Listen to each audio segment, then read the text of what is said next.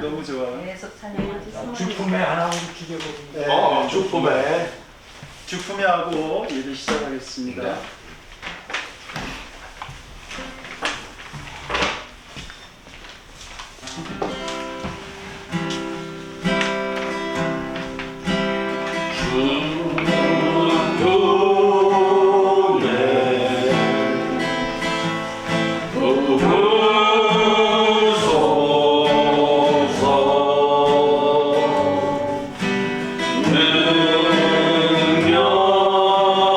능력에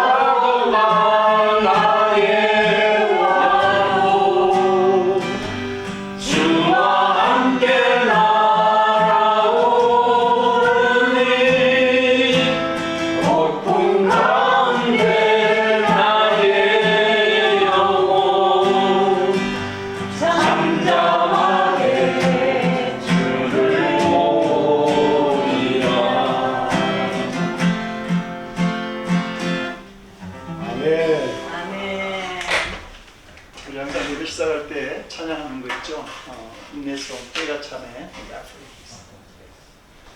우리 때가 참에 찬양을 하겠습니다. 때가 참에 뭘 기상으로 하세요? 때가 참에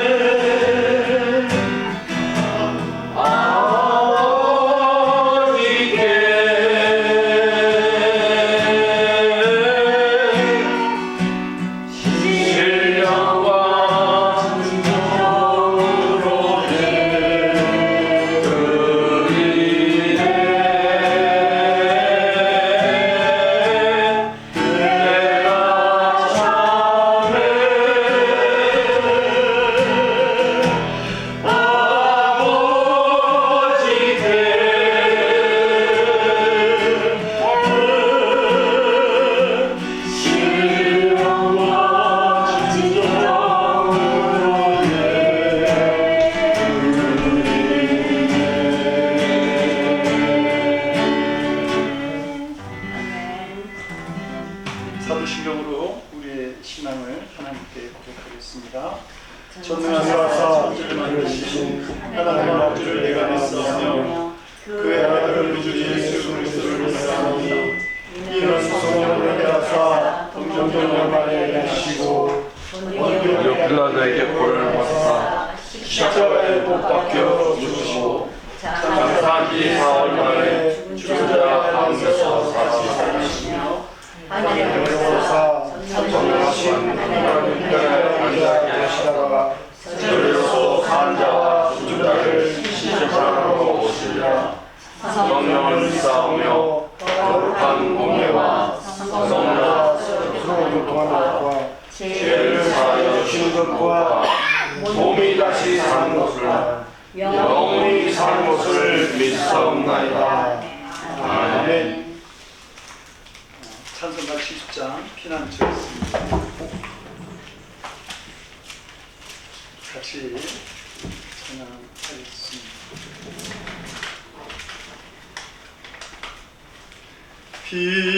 피난처에 있으니 환난을 당한 자 이리 오라. 땅들이 변하고 물결이 일어나 산 위에 넘치되 두렵지 않네. 이방이 떠들고 나라들 모여서 진동하라. 우리 주 목소리 한 번만 하면 천하의 모든 것 망하겠네. 만유주 하나님 우리를 도우니 피난처요. 세상의 난리를 그치게 하시니 세상의 장엄이 쓸데없네. 높으신 하나님 우리를 구하니 할렐루야. 괴로움이 심하고 환난이 극하나 피난처 되시는 주 하나님. 아멘. 기도하겠습니다.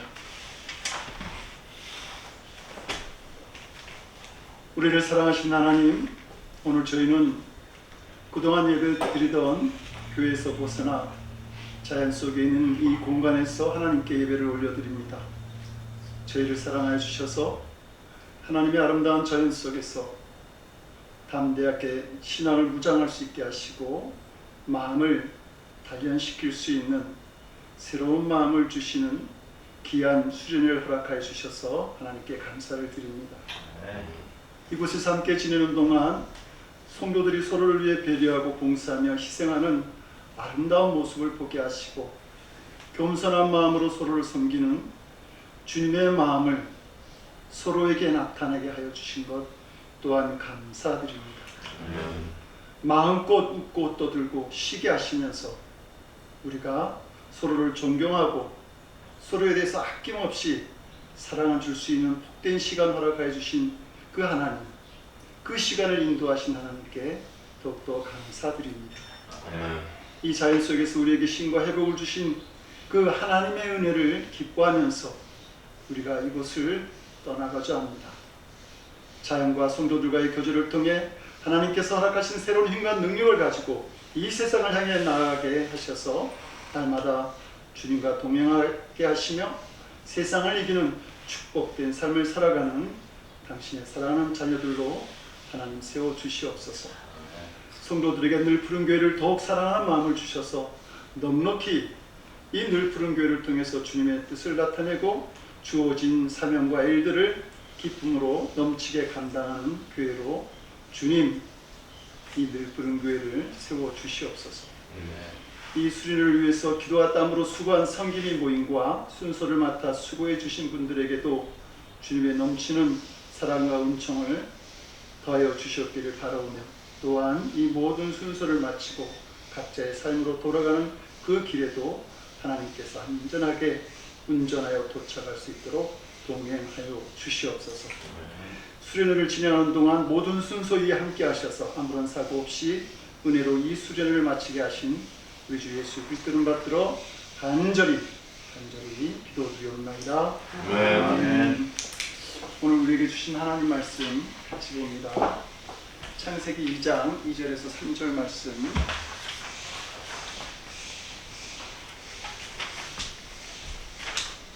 항상 저기를 봐야 되네요. 같이 한 목소리로 같이 읽어나가도록 하겠습니다. 시작. 하나님이 그가 하시던 일을 일곱째 날에 마치시니 그가 하시던 모든 일을 그치고 일곱째 날에 안식하시느라. 하나님이 그 일곱째 날을 복되게 하사 거룩하게 하셨으니 이는 하나님이 그 창조하시며 만드시던 모든 일을 마치시고 그 다음에 안식을 하셨습니다. 오래전에 어떤 성도랑 이야기를 하는데 그 성도분이 목사님 월요일 날 쉬세요? 이렇게 묻는 겁니다. 예, 쉽니다. 그랬더니 아니 마귀는 365일 쉬지도 않고 일하는데 목사님이 쉬신다고요? 그래서 제가 좀 당황했습니다. 뭔 질문이지? 근데 그래서 제가 그랬어요. 그러면 목사가 사탄을 따르는 게 좋습니까? 하나님 따르는 게 좋습니까? 그랬더니 당연히 하나님 따라야죠. 그래서 제가 이 본문 말씀을 얘기를 했어요. 하나님도 6일 동안 일하시고 하루 쉬셨습니다. 목사도 좀 쉬어야죠. 그렇게 얘기했어요. 저희가 잘할 때는 일을 하는 것, 열심히 살아가는 게 그게 미덕이었어요. 그래서 쉰다라고 하는 게 별로 좋은 일이 못 되었습니다. 그래서 저희 어머니가 제 어릴 때 가장 많이 했던 얘기 중에 하나가 밥 먹고 조금 쉬려고 그러면 야, 밥 먹고 쉬면 소된다. 밥 먹고 더면 소된다. 뭐 그런 얘기 많이 하셨어요. 그때는 쉰다는 것이 걱정이 되는 일이고 못마땅한 일이었던 것이죠. 오늘 우리가 봉독한 본문은 성경에서 쉼이라고 하는 단어가 맨 처음 나온 단어입니다. 근데 성도는 좀 이상하지 않아요? 하나님이 쉰다고? 하나님은 우리를 눈동자까지 살피시고 보호하시는 분인데 뭘 또 쉬신다고 그렇게 어떻게 쉴 수 있다고 말하지? 그리고 시편 121편 4절을 보니까 졸지도 주무시도 아니하시는 하나님이라고 이렇게 말씀하잖아요. 그런 하나님이 쉰다라고 하는 게 좀 이상할 수도 있을 겁니다. 오늘 본문을 우리에게 주신 그 성경의 뜻은 두 가지가 있는데 하나는 우리에게 쉼이 필요하다는 겁니다. 야, 하나님도 쉬는데 너희들은 오죽 더 하겠느냐, 너희들 좀 쉬어야 돼. 그런 얘기 하시는 겁니다. 예수님을 보면 예수님은 쉼의 명수였어요. 그 마가복음 4장 33절을 보면 예수님께서 고물에서 베개를 베고 주무셨더라 그런 말씀이 있어요. 근데 그때 주무시는 상황이 어떤 상황이에요? 풍랑이 이는 상황. 도저히 배가 출렁거려서 쉴 수 없는 상황인데 예수님 거기서 쉬셨어요. 예수님의 마음은 어떠셨을까요? 그때 예수님 내 머리 들 곳이 없다 라고 할 정도로 아주 그 많은 환란 속에 계셨던 거예요. 죽이러 오는 사람도 있고 조롱하는 사람도 있고 뭐 핍박하는 사람도 있고, 근데 그 가운데서도 예수님은 쉬셨어요. 그것도 풍랑이 있는 곳에서. 대단하신 분이에요. 그러니까 하나님도 쉬셨고 예수님도 어떤 상황 속에서 쉬셨다는 것을 볼 때 우리에게는 더욱더 힘이 필요한 사람들이다. 우리는 그런 걸 우리가 알 수 있고 또 쉬어야 한다는 거죠. 두 번째는 참된 힘이란 무엇인가? 그걸 우리에게 본문에서는 가르쳐주고 있습니다. 이 2절을 보니까 하나님이 일곱째 날에 쉬셨대요. 안식했대요. 그리고 3절에 뭐라 그랬냐면 그 쉬는 날에 대해서 하나님이 그 일곱째 날을 복되게 하사 거룩하게 하셨다. 이 거룩이라고 하는 말은 구별한다는 뜻이 있어요. 분리한다. 그러니까 그럼 여기서 구별하고 분리한다라고 하는 의미는 뭐예요?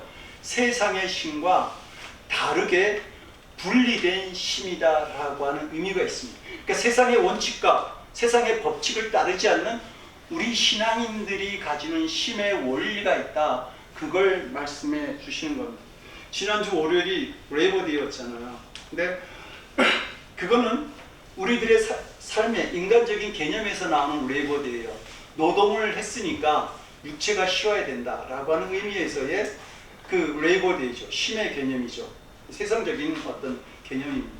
그런데 하나님은 이 쉼이라고 하는 개념이 노동의 개념에 뿐만 아니라 우리의 영혼의 안식, 참된 마음의 안식이 있을 때에 그것이 바로 쉼이다. 그래서 거룩하게 하셨다. 그 일곱째 날 쉬시면서 그날을 그냥 쉬는 날이야 이렇게 한 게 아니라 거룩하게 하셨다. 우리의 영혼이 세상과 구별된 그 안식, 쉼의 시간, 그 하나님의 은혜의 자리에서 쉬게 만드셨다라고 본문은 말합니다. 많은 사람들이, 이 세상 사람들이 쉬어도 피곤해 이런 얘기를 종종 듣습니다. 그러니까 그건 단순히 많이 잔다, 육체가 쉰다, 그것만으로도 참된 쉼이 있지 않다라고 하는 것을 말하는 것이죠. 우리의 마음에 평안이 없을 때, 마음에 안식이 없을 때, 그럴 때에 쉼이라고 하는 것은 별로 큰 의미가, 육체적 쉼이라고 하는 것은 그렇게 의미가 없다라고 하는 겁니다. 사람은 떡으로만 만족할 수 있는 거예요? 예수님이 뭐라 그러셨어요? 사람이 떡으로만 살 것이 아니다. 우리는 떡으로만 사는 게 아니에요. 그거는 짐승들이나 하는 거죠. 우리는 떡도 있어야 되겠지만 우리의 마음의 안식, 영혼의 평안이 있을 때 살아가는 그러한 존재인 것이죠. 근데 그 쉼이라고 하는 것은 어디에 있느냐? 하나님 안에 있습니다. 하나님께 나아갈 때 있어요. 그래서 예수님께서 뭐라 그래요? 수고하고 무거운 짐진 자들아 이리로. 여기에는 아주 중요한 포인트가 세 가지가 있어요. 수고하고 무거운 짐진 자가 있고 쉬는 자가 있고 그 가운데 나에게로 오라. 예수님이 거기에 계시는 겁니다. 수고하고 무거운 짐진 자의 특징이 뭐예요? 나라고 하는 겁니다. 내가 어떤 일을 처리하고자 할 때 내가 모든 일을 해야 돼. 이거 아니면 내 일이 안 돼. 라고 하는 나라고 하는 개념이 있어요. 그 나라고 하는 개념을 놓지 못하면 언제나 수고하고 무거운 짐진 자가 될 수밖에 없어요. 여러분, 내가 이 일을 해야 돼라고 나만이 할 수 있어라고 이렇게 생각하면서 살아가면 평생 그렇게 살아가는 사람은 두 가지를 생각을 하게 돼요. 하나는 후회입니다. 왜 이렇게 아등바등하게 살았어? 이렇게 살 필요가 굳이 있었을까? 라고 하는 후회의 감정을 가지게 돼요. 내가 살아가는 삶이라고 하는 건 그런 거예요. 또 하나는 그런 거예요. 이만큼 하면 잘 됐지? 이 정도면 잘 산 거야? 라고 하는 자기 만족의 개념이 거기에 들어가 있어요. 근데 이 두 가지 개념 속에는 뭐가 없냐면은 그리스도가 없고 하나님이 계시지 않아요. 나만이 있는 거죠. 거기에 하나님의 은혜가 없는 그 속에서는 평생 수고하고 무거운 짐이라고 하는 것을 항상 짊어지고 살아갈 수밖에 없다라고 하는 겁니다. 성도 여러분, 우리에게 중요한 건 뭐냐면 예수님이 말씀하신 것처럼 수고하고 무거운 짐과 힘 사이에 예수님께서 계시는데, 예수님 뭐라고 하냐면 나오라고 얘기했어요. 나에게로 오라. 그건 무슨 얘기예요? 선택의 문제라고 하는 거예요. 내가 어떤 상황, 쉴 수 없는 자리야, 너무 고단한 자리야, 힘든 자리야, 그럼에도 불구하고 내가 내 마음을 어디로 향하느냐 하는 겁니다. 나에게로 향할 수도 있어요. 나에게로 향하면 난 왜 이거밖에 못해, 난 왜 이 정도밖에 안 돼 라고 하는 한탄이 생길 수 있지만, 그런 힘든 자리에서 주님께로 나아가면 거기에는 참된 안식과 힘이 있다라고 하는 것이죠. 그러니까 선택의 문제예요. 선택의 문제. 내가 어디로 방향을 잡느냐라고 하는 겁니다. 바울과 실라가 감옥에 있었죠. 그럼 그 자리에서 어느 마음을 잡느냐라고 하는 거예요. 왜 내가 하나님을 위해서 일을 했는데 이거밖에 안 돼? 라고 하는 자리로 갈 수도 있는 거고, 그럼에도 불구하고 이 자리에 하나님은 함께 하시고 내가 평안을 누릴 수 있어 라고 선택을 하게 되면 그 자리에서 기도와 찬양이 울려 퍼질 수 있다라고 하는 겁니다. 베드로서 5장 7절은 이렇게 말해요. 너희 염려를 다 주께 맡겨라. 그러면 어떻게 한다고요? 주께서 너희를 돌보신다. 그러니까 참된 안식이 우리가 주께 맡길 때에 거기서부터 돌보시는 안식이 우리에게 있다라고 하는 겁니다.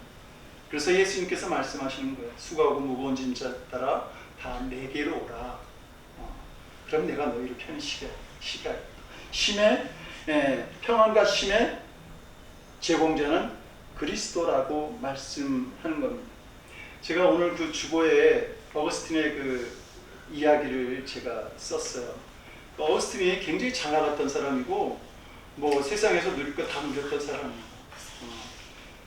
뭐 예를 하나, 거기 그 글에 보면 여자를 하나 얻었는데, 이 여자가 어거스틴이 얼마나 좋은지, 정식 부인도 아닌데 어거스틴한테 그래요. 너 정식 부인 얻어도 돼. 그래도 난 너랑 같이 살게.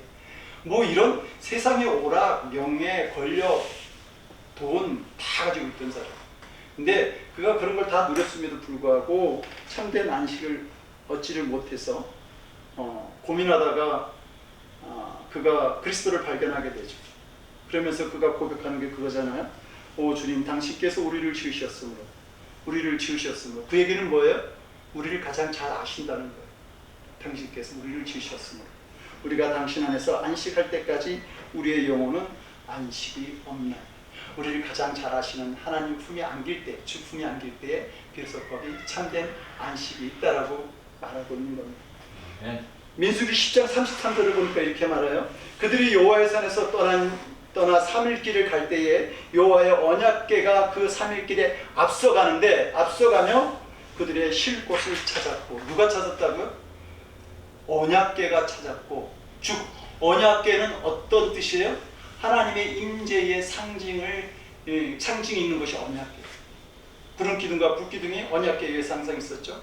그것이 멈추면 그곳에서 이스라엘 백성들이 쉬었어요. 말하자면 쉴 곳을 누가 주었는가? 이스라엘 백성들이 선택했는가? 아니요. 하나님께서 선택했고 하나님께서 쉴 곳을 주셨다라고 하는 겁니다. 하나님께서 우리에게 쉴 곳을 주시는 것이죠. 그래서 시편 23편 2절은 말합니다. 그가 나를 푸른 초장에 누우셨고 그가 나를 쉴 만한 물가로 인도하셨다. 하나님께서 인도하셨다. 주 321년 로마 최초의 그리스도인으로서 황제가 된 콘스탄티누스가 주일을 예수님이 부활하신 그날을 공휴일로, 쉬는 날로 정해요. 의미가 있습니다. 주일이 쉬는 날이다.